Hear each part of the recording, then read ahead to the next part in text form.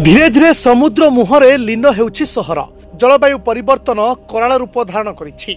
एहार भयंकर परिणाम वर्तमान सारा विश्व देखिबा आरंभ करिछि।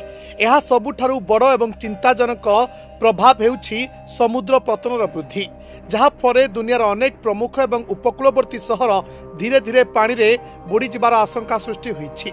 ए संकटजनक तालिकार भारतर एक प्रमुख महानगर मध्य सामिल अछि। तेबे रिपोर्ट अनुसार विश्वर अनेक सहर 2050 एवं 2100 पर्यंत संपूर्ण पानी रे लीन होइजिवो। ए लिस्ट रे प्रथम नाम आसुछि नेदरलैंड रो राजधानी। ए सहर समुद्र रे बढ़ुतुवा जलस्तर जोगु बुड़ी पारंती। तेबे जदि देखिबा जाकार्ता इंडोनेशिया ए सहर दुनियार सबुठारु द्रुत गति रे बुडुथिबा सहर भाबरे परिगणित।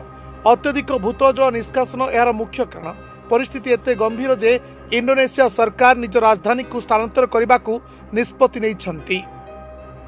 तेबे जे देखिबा भारत रे कोलकाता खूब शीघ्र समुद्र रे बुड़ीबा को जाउछि। ए चिंताजनक तालिकार भारतर पश्चिमबंग राजधानी कोलकाता मध्य सामिल अछि। विशेषज्ञ अनुसार 2050 सुधा कोलकातार बड़ अंश जलमग्न हेबार आशंका रहिछि। यार कारण हेउछि बंगोपसागर समुद्र पतनर क्रमागत वृद्धि।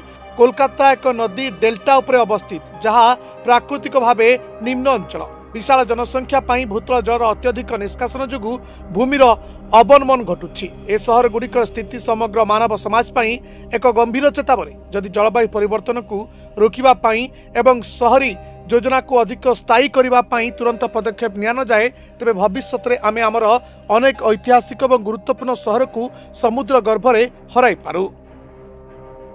Bureau report, Dinalipi live.